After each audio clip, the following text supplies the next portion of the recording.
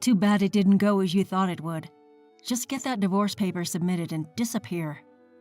My husband changed as soon as my father-in-law was admitted to the hospital. I couldn't believe what I was hearing. Tom and I are going to divide his inheritance. You aren't getting anything. There is no money for a wife who is incapable of doing her own housework. I had no words. When I went to the city hall to file for divorce, however, I discovered a terrible truth. Nancy is my name. I am a 24-year-old housewife. Tom, my husband, is 40 years old. It's a May-December romance, as people say, but didn't go through a romantic courtship like in the movies. It just kind of happened. It was just luck that I ended up working for Tom's father at a construction company. For some reason, the company's president seemed to like me a lot from the start and repeatedly asked me to marry his son.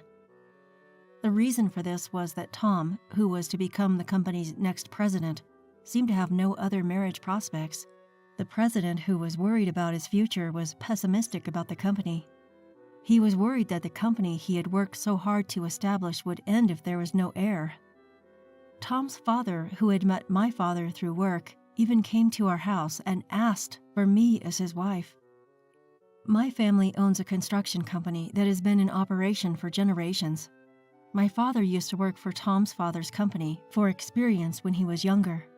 Tom's father helped my father in any way he could, including teaching him how to run a business.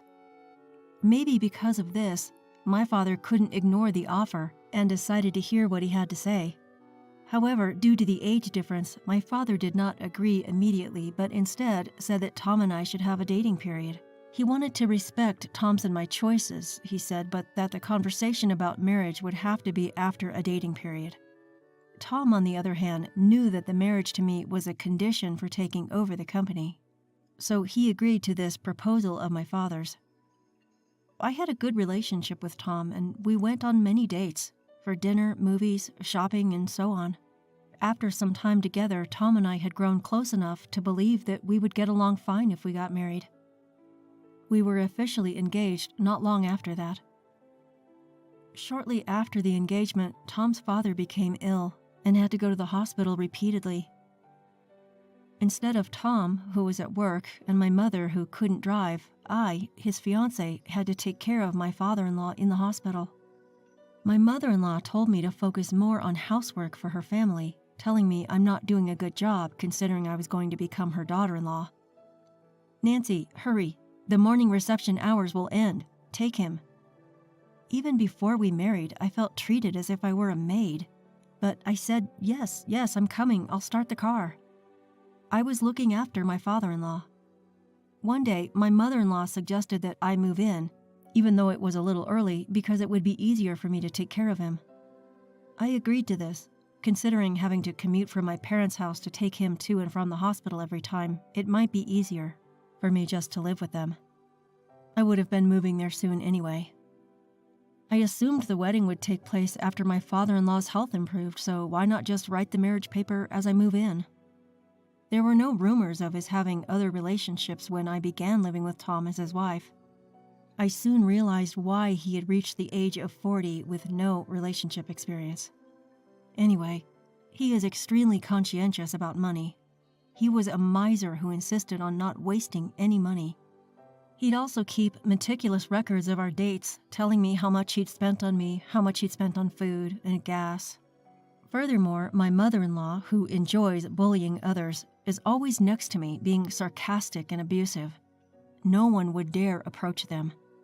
Tom was very generous with his mother's spending and said nothing when she spent a lot of money on travel and name-brand goods. I was wondering if he was a mother con who loves his mother so much that he prioritizes her over anything else. To be honest, I thought I made the decision to marry too quickly. I reasoned I should have moved in but not marry him until I was more familiar with their personalities and domestic affairs. However, when I considered my father and my father-in-law, I found myself speechless. My father-in-law's unconditional love for me was the only thing that kept me going. That day, I was getting ready to take my father-in-law, who hadn't been feeling well since the previous day, to the hospital first thing in the morning. Observing that, my mother-in-law was treating me like her housekeeper. "Nancy, have you made breakfast yet? The way you cleaned yesterday was unacceptable. Can you hurry up and just do it?" My mother-in-law did nothing but move her mouth as she sat in front of the television. Tom was sitting beside her, idly watching TV. "I'm sorry, I don't have time. I have to take your husband to the hospital." "Oh, well, then shouldn't you have gotten up earlier? I have to go out as well. Make us breakfast before you leave." I wondered if they could do some of the work themselves, seeing the two not even caring about their husband and father. "Father-in-law, please wait a moment. I'll be finished in a minute." I rushed and made breakfast and served it to Tom and my mother-in-law. I went to my father-in-law after finishing everything and tried to help him stand up. "I'm sorry I'm making you work so much. I have to apologize to your father, too." At that same time, my father-in-law collapsed. "Are you okay?" I was horrified that my mother-in-law and husband just continued to eat breakfast as if nothing had happened. In any case, I ended up calling an ambulance. My mind just went blank until I heard the sirens. When the ambulance arrived a few minutes later, "Sorry, Nancy, I have to leave, so you handle the rest." "I have work to do as well, so please lock up." They left, leaving my father-in-law and me behind. When we arrived at the hospital, he had regained consciousness and was admitted. After the hospitalization procedures and doctor's explanations, it was already dark outside. "If something should happen to me, I will leave you something, Nancy," my father-in-law said as I sat with him on the bed. "It's my way of apologizing for making you endure my unappreciative son and wife. I guess I've been focused on work too much to know what's going on at home." My father-in-law continued in a weak voice, apologizing for wanting me to be Tom's wife. Soon after, I heard someone clear their throat by the door. Tom and my mother-in-law came in. They both approached me and inquired about the condition of my father-in-law. I thought that as family they must be worried, so I assured them. "He'll be fine. He just needs to rest a little and he'll be out of the hospital soon." I told them what the doctor said. Perhaps it was just my imagination, but Tom clicked his tongue, and it appeared as if my mother-in-law was disappointed. Several days later, when I was getting ready to visit my father-in-law, Tom and my mother-in-law handed me a paper and said, "Once you have filled this in, please go and submit it to the government office." The form had green ruled lines on it, and it was a divorce decree. Tom had overheard the conversation in my father-in-law's hospital room and told me, "My father became weak and said he was going to give you part of his inheritance, but we are not going to give you a penny. Wasn't it what you wanted all along, to marry someone so different from your age? But your plan was unsuccessful. Go file for divorce and you'll be a stranger to us." He cursed me profanely. What? I couldn't believe what I was hearing. I wasn't expecting him to say so much. "Just go to the government office. Tom and I are going to divide that man's inheritance equally. There is no one to share it with. There is no money for a wife who is incapable of doing her own housework." What I was hearing was disgusting. My father-in-law was about to be released from the hospital in a few days, but they sounded as if they expected him to die, which terrified me. How can you be so cruel? He's your family. He's not going to die. He will come home from the hospital and get better. And don't make fun of me saying I wanted inheritance. That is not something I intend to do. Of course, this marriage is not something I want. I hurried to the municipal office after filling out the divorce papers. I needed to get rid of these people to get them out of my life right away. When I arrived at the municipal office and hurriedly handed in the report, the receptionist returned it to me with a strange expression on her face. Was there something about the form? He said my name wasn't correct, so I assured him that it was my name. He still said it doesn't match the records. This time I was asked for my maiden name, and it did match. The official laughed and said that my marriage certificate had never been submitted. We had never been married. He returned my completed divorce paper to me. I contacted my mother-in-law to find out what had gone wrong, and she replied, "Oh, I completely forgot. I had it all this time." I didn't believe her. She lacks common sense. She mistreated me because I was her daughter-in-law. What?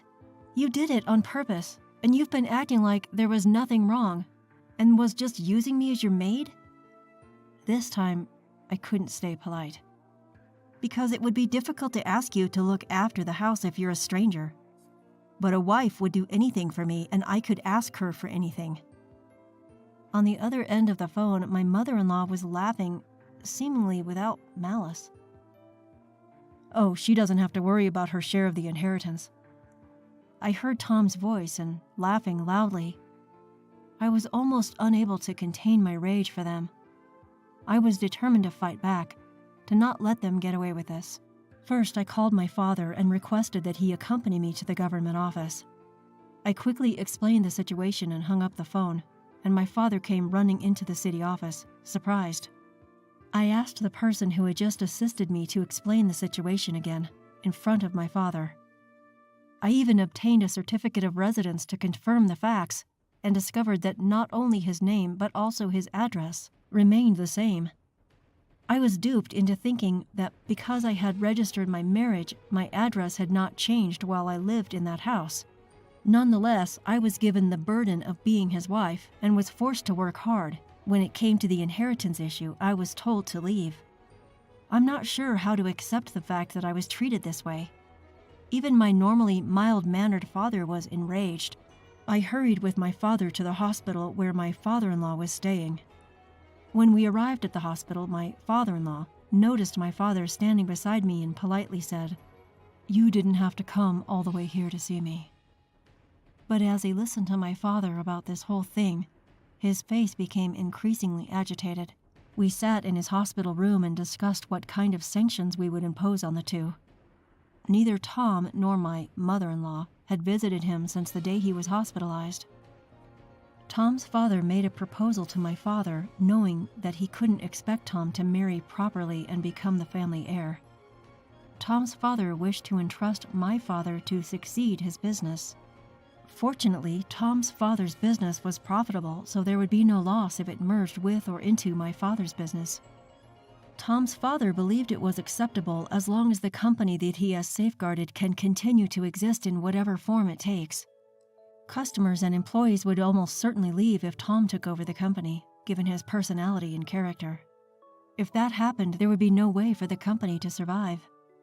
This is not a difficult choice I made, but a decision for the future.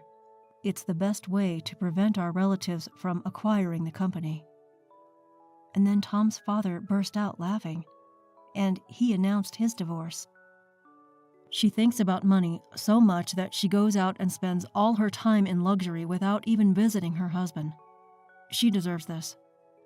Is this enough to make up for the trouble I've caused you guys?